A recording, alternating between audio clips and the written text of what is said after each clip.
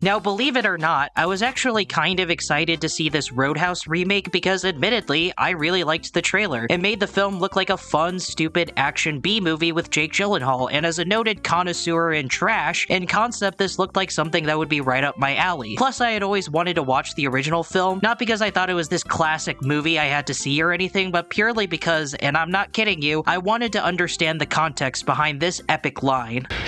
I used to fuck guys like you in prison.